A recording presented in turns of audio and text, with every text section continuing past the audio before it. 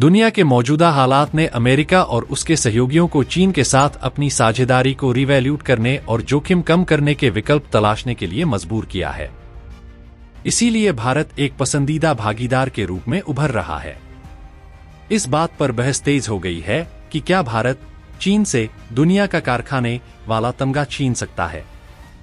इसीलिए दुनिया भर की नजरें भारतीय अर्थव्यवस्था पर लगी हुई हैं।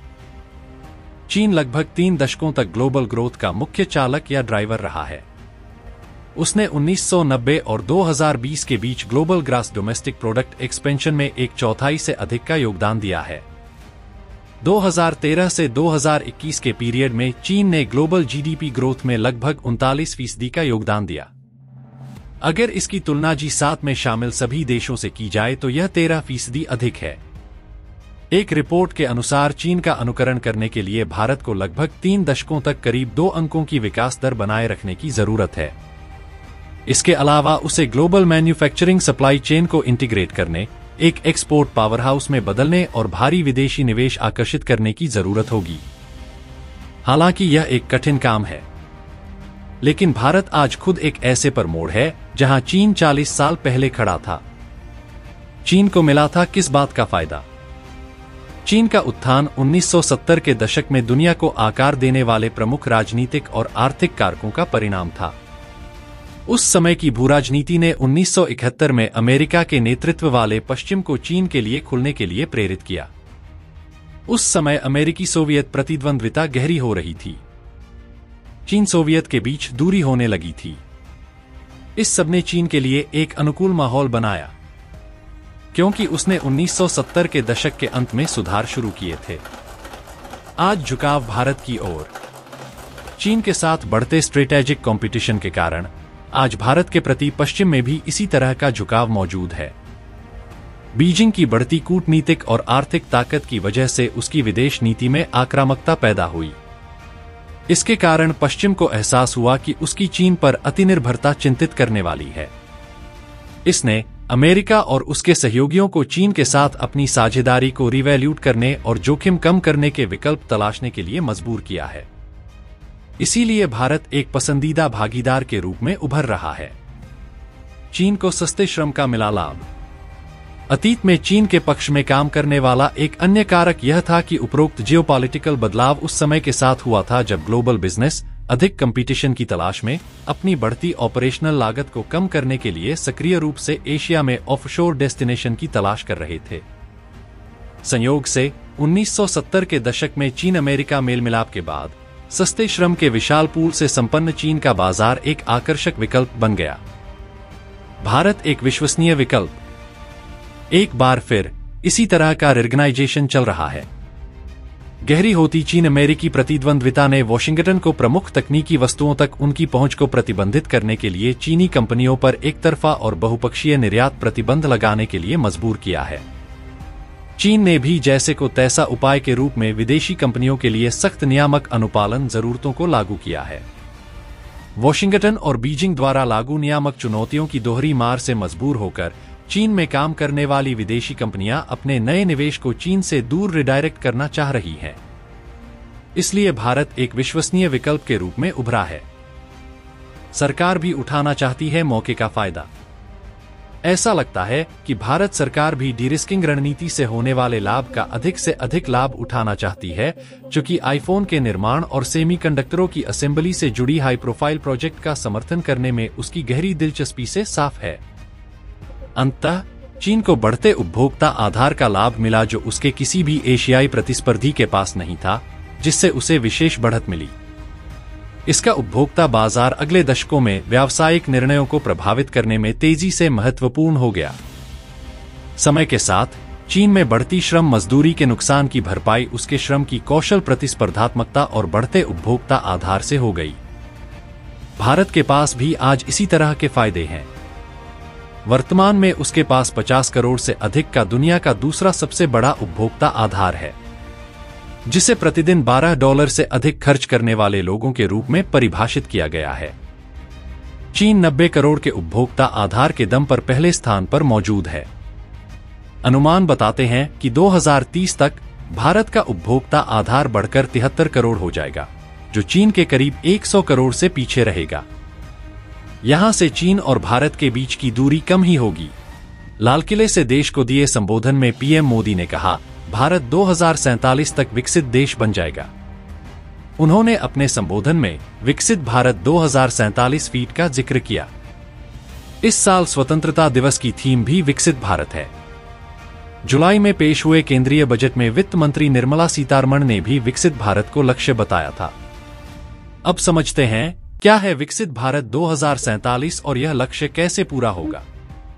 स्वतंत्रता दिवस की 78वीं वर्षगांठ पर प्रधानमंत्री नरेंद्र मोदी ने विकसित भारत 2047 का जिक्र किया। लाल किले से देश को दिए संबोधन में उन्होंने कहा, भारत 2047 तक विकसित देश बन जाएगा।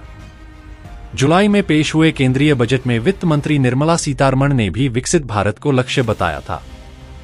इस साल स्वतंत्रता दिवस की थीम भी विकसित भारत है। भारत को विकसित बनाने के लिए 4 स्तंभ युवा, गरीब, महिलाएं और किसान बताए गए हैं। पीएम मोदी के इस पूरे विजन को समझने के लिए पहले विकसित और विकासशील देशों के अंतर को समझ लेना जरूरी है। विकसित देश उन्हें कहते हैं जहां लोगों की आय ज्यादा होती है, तकनीकी तौर पर विकास साफ नजर आता है, लोगों के जीवन का स्तर बेहतर होता है, बेरोजगारी और गरीबी दर कम होती है, देश की जीडीपी का स्तर ऊंचा होता है। अमेरिका, ब्रिटेन, जापान, जर्मनी विकसित देश के उदाहरण हैं। विकासशील देशों की कैटेगरी में वो देश आते हैं जो जहां प्रति व्यक्ति लोगों की आय कम है, बेरोजगारी का स्तर अधिक है, जरूरत के मुताबिक आबादी के मुकाबले इंफ्रास्ट्रक्चर विकसित नहीं हो पाए हैं, जीडीपी, साक्षरता दर, आय कम है, गरीबी और मृत्यु दर ज्यादा है। दक्षिण अफ्रीका और चीन इसी कैटेगरी में आते हैं। अब समझते हैं क्या है विकसित भारत 2047 और यह लक्ष्य कैसे पूरा होगा। क्या है विकसित भारत का सपना? विकसित भारत का विजन देश को विकसित देश की कैटेगरी में लाने के लिए है। इस लक्ष्य को पूरा करने के लिए कई बातों पर ध्यान दिया जाना है। इस लक्ष्य को पूरा करने के लिए कई बातों को शामिल किया गया है। इकोनॉमिक ग्रोथ यानी अर्थव्यवस्था को नई ऊंचाइयों पर लेकर जाना। सरकार का लक्ष्य एंटरप्रेन्योरशिप, इनोवेशन और कंपटीशन की भावना के साथ अर्थव्यवस्था को नई ऊंचाइयों तक पहुंचाना है ताकि 21 सदी की चुनौतियों से निपटा जा सके। सुरक्षित पर्यावरण, ग्रीन और क्लीन एनवायरनमेंट के साथ इसे सुरक्षित रखना भी सरकार के विकसित भारत के एजेंडे में शामिल है। प्राकृतिक संसाधनों को सुरक्षित रखते हुए जलवायु परिवर्तन के असर को घटाना है। भारत की बायोडायवर्सिटी को बचाना भी सरकार के विजन का हिस्सा है। सोशल प्रोग्रेस, नागरिकों को न्याय, बराबरी का दर्जा दिलाना भी सरकार के विकसित भारत 2047 का हिस्सा है। विकसित देशों में नागरिकों का रहन सहन और आय विकासशील देशों के मुकाबले कहीं बेहतर होती है। 23 जुलाई को बजट पेश करते हुए वित्त मंत्री निर्मला सीतारमण ने विकसित भारत की 9 प्राथमिकताएं गिनाई थी। इनमें कृषि में उत्पादकता, रोजगार और कौशल विकास, समावेशी मानव संसाधन विकास और सामाजिक न्याय, विनिर्माण और सेवाएं, शहरी विकास, एनर्जी सिक्योरिटी, इंफ्रास्ट्रक्चर यानी बुनियादी ढांचा, इनोवेशन, रिसर्च एंड डेवलपमेंट और नेक्स्ट जनरेशन रिफॉर्म शामिल थी। देश बनेगा education hub. PM Narendra Modi ने नालंदा विश्वविद्यालय के दोबारा शुरू होने का भी जिक्र करते हुए कहा, इससे देश को ग्लोबल एजुकेशन हब बनाने की प्रेरणा मिलेगी। भारत में रिसर्च और लर्निंग की दिशा में बेहतर काम करेगा। उन्होंने मेडिकल एजुकेशन के लिए 75,000 नई सीट बढ़ाने का भी ऐलान किया। मैन्युफैक्चरिंग में लीडर बनने का लक्ष्य, देश को सेमीकंडक्टर प्रोडक्शन में ग्लोबल लीडर बनने का लक्ष्य बताते हुए उन्होंने कहा, यह टेक्नोलॉजी के मामले में हमारी आत्मनिर्भरता को बढ़ाएगा और आयात को कम करेगा। युवाओं की बढ़ाएंगे स्किल। उन्होंने कहा, देश के युवा को स्किल से लैस बनाने के लिए सरकार काम कर रही है। अब भारत को दुनिया की स्किल कैपिटल बनाने पर जोर रहेगा। इसी स्किल का इस्तेमाल देश को ग्लोबल मैन्युफैक्चरिंग हब बनाने में होगा। जॉब्स बढ़ेंगी। सरकार की पीएलआई योजना का असर देखा जा सकता है। मेक इन इंडिया का असर दिख है। भारत मोबाइल मैन्युफैक्चरिंग में इतिहास रच रहा है। नतीजा, अब यहां नौकरियों की संख्या बढ़ेगी। इसका सीधा और सकारात्मक असर देश की अर्थव्यवस्था पर पड़ेगा। ग्रीन एनर्जी सेक्टर में निवेश।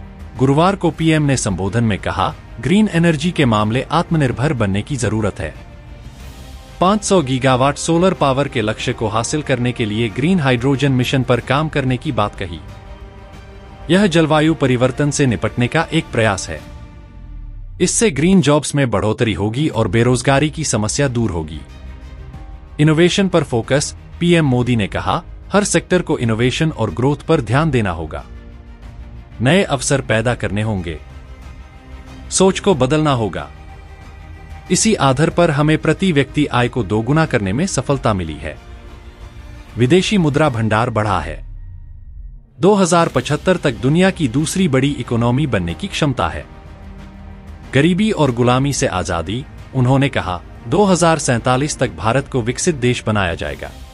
तो दोस्तों, अगली वीडियो में फिर मिलते हैं कुछ और इंटरेस्टिंग फैक्ट और न्यूज के साथ। अगर आपको वीडियो पसंद आए तो लाइक, शेयर और सब्सक्राइब जरूर करें और अगर आपको किसी और विषय के ऊपर वीडियो चाहिए तो कमेंट में जरूर बताएं। धन्यवाद।